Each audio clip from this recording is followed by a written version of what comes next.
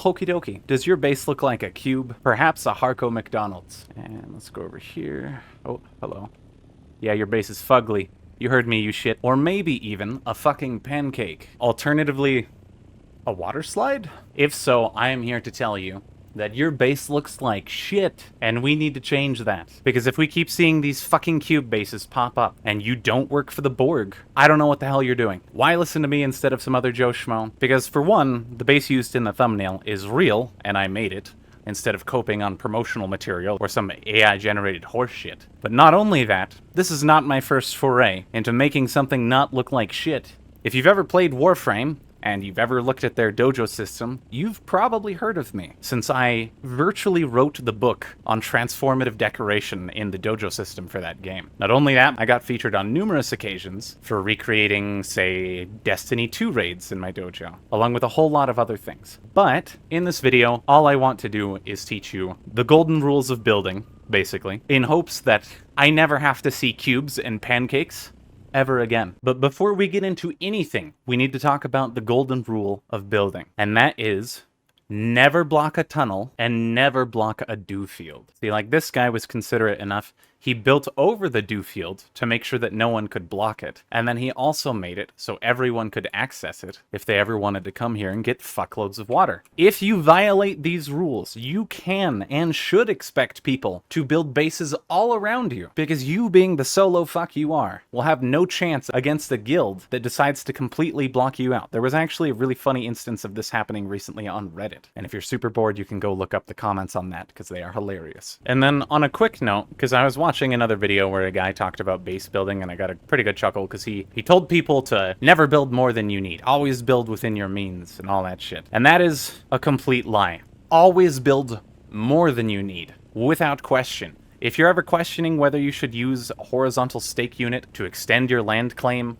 do it. Because if you don't use up that space or claim it, someone else will. And if you don't believe me, there are literally 8 bases within view of this single shot. And later, you're always going to need to expand more. You might need more water production. You might need more power. So never confine yourself to one little box that other people might shut you out of by building around. That is the dumbest thing you can do in this game. Not only that, but as you get more space, even if you have a little extra room, that just leads to being able to decorate. And on that note, this video is not going to be how to decorate the interior of your base, because that is going to be an ultimate clash of tastes that I'm not interested in getting into with you guys, at least today. This is purely going to be how to make your base not a complete fucking eyesore for other people. When it comes to extending your land claim through staking, by the way, just note that the horizontal stake unit will only extend a single grid unit. So I have one here, and I could place one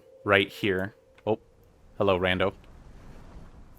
I could place one right here, and it will extend a grid unit out this way. Or I could move it over here, and it will extend a grid unit out that way. When it comes to the horizontal staking units, you always need to place them out in the zone you want to extend to. When it comes to vertical staking units, though, that's a very different case. You can place them anywhere in your base, and it will not only extend how far up your base can go, but it will also extend how far down it can go, and I've never seen anyone talking about that yet. When we first built our base here, we didn't have access this far down beyond that point right there. We couldn't build into the tunnel, we couldn't build this ramp up, and we were kind of concerned that someone was going to build out here and block our ramp up to the base, because underneath this is just regular ground that leads up. But after we built the vertical staking unit, we got access downward as well. So just keep that in mind. When it comes to basic controls, you want to put your construction tool on your hotbar, and then you can pull that out and you're faced with numerous options. By using right click, you can move down on the builder menu. When it comes to the build menu, you just press R. That will let you pull up everything if you want, and then you can switch categories within a building set, or you can change building sets just by clicking on them up above. Alternatively, once you're in a building set, you're able to change categories with E and Q, and then you can scroll to change which individual piece in that category you would like. When it comes to the piece picker, you're able to point and select at something that you would want to copy. So if you don't feel like going through all the individual pieces in a category just to find what you want, you can go to the piece picker, click on it, and then just place another. The third option here is a move option, and the move option I feel is underutilized when it comes to water or crafting stations, because in a lot of other games you're pretty used to just dismantling a crafting station when you need to move it, but instead Even though this thing has water in it, I don't have to dismantle it in order to move it. I can literally just pick it up, and then I can go put it somewhere else. And that way the water will remain in the container without you losing it as you move things about your base. You do have a repair option, and repairing structures is free. However, repairing shouldn't ever actually need to happen unless you left your base unpowered during a sandstorm. Because as long as your base is powered during a sandstorm, all your structures will be protected by a shield. That does not hold true for vehicles, by the way, but we'll talk about that in a minute. And then demolishing, the last option, is pretty self-explanatory. Just highlight a piece you want to destroy and then destroy it. A quick note on destruction, though. Let's say that you build a wall. I've seen some crazy misinformation going on about this, people complaining that you lose materials if you break the supporting structure on something. If I destroy this wall, it will obviously destroy everything above it, because the game does have a attempt at a support system. It's nothing like Valheim, if you've played that, but there is a need for support in your structure, and that's something we'll talk about as well. Anyways,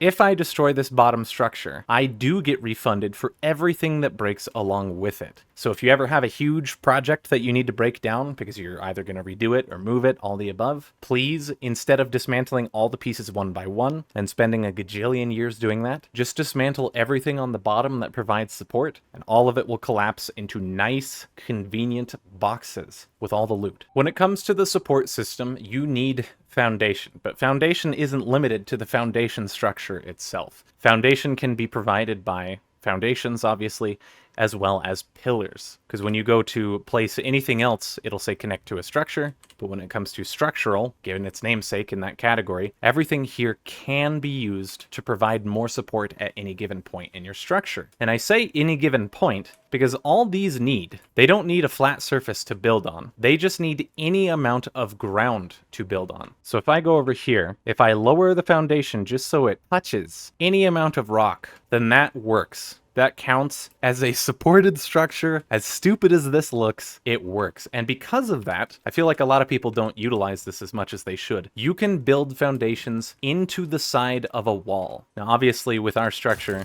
being as large as it is in many different places, we've got a whole bunch of other shit. We have absolutely used wall-based foundation, which is something I hope you think about going forward. Not a lot of people seem to be doing that. As for how far you can build out once you have foundation, you are able to build out 9 pieces. Note that I say pieces, so it's sort of like Valheim in that regard. It's not a distance that you can build out, it's pieces you can build out. So if you use smaller pieces to extend, it's still going to be 9 pieces regardless, but just keep that in mind. On vertical support, you are able to build infinitely so long as you are within the bounds of your land claim. So if you have a foundation at the bottom of the floor in your land claim, you can build walls extending all the way up to the tippy top. You don't have to worry about vertical support ever. When it comes to snapping, once you've selected, pretty much just aim wherever you want to build. It's extremely similar to No Man's Sky building, if you ever played that, but it's going to be a little rough for some people, because I know like Ark in particular, or at least back in the day, Ark encouraged you to aim at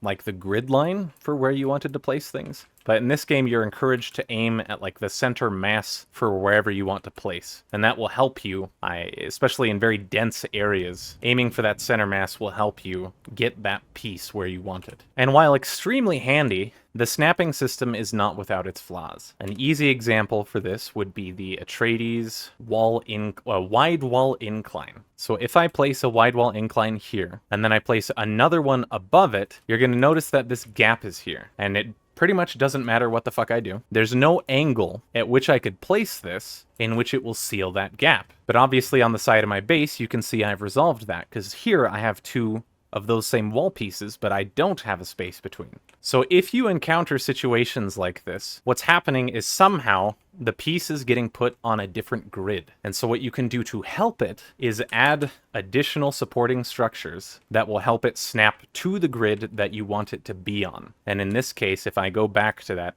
giant ass angled wall, and then I snap it now, you can see there is no more gap because it's snapping to the walls that I just set up. And that's how I resolved this issue on my base. Granted, I just placed this wall backwards. You get the idea. If you ever find any super buggy snapping shit, this is your workaround to resolve all the weird gaps.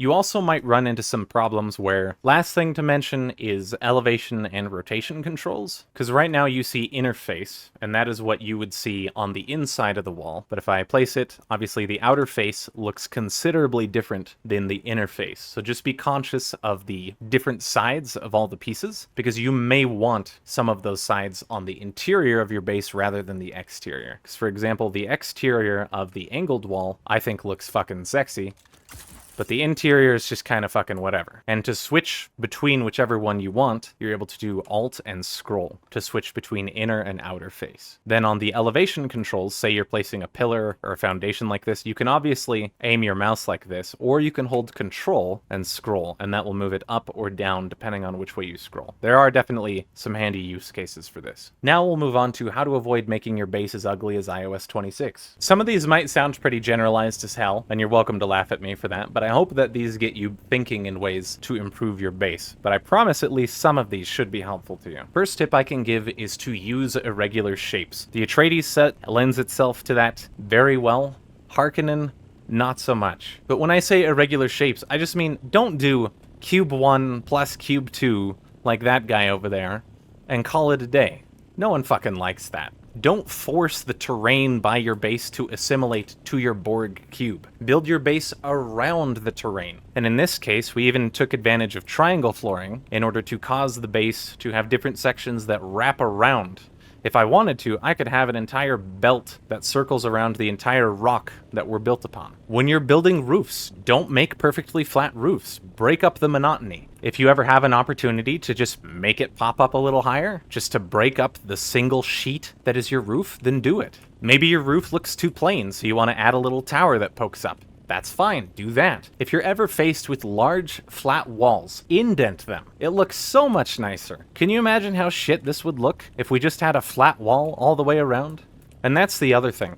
Don't leave flat, unsupported surfaces. And when I talk about that, I mean specifically like this, because I'm not done building my base. But this is considered a flat, unsupported surface. It's just a surface that's out there flying for no fucking reason. We could easily pretty this up. Don't make your base like that guy's slip and slide up there. That is hideous as shit. Instead, when faced with an unsupported surface like that, add pillars. We added a pillar up there under the Atreides slant. And then down here on our little belt section, which I'm not entirely done with, we're able to add inclines that ramp down into supporting pillars, which cut into the rock that we're building on. And this is another thing. Pentashields are ugly as fuck. I hope all of you realize that. When I go to your base and I just see this giant ass pentashield door, and that's the first thing I see, it is literally the first thing I see. It is impossible to look at anything else other than that glaring ass fugly shield. If you have the space, push it in, and then be sure to use different wall parts. Don't just use the basic wall. Use the different wall variants. Use windows. After using windows enough in a symmetrical fashion, start to use them at alternating heights. Break up the monotony. Don't keep doing the same thing. And then elevation.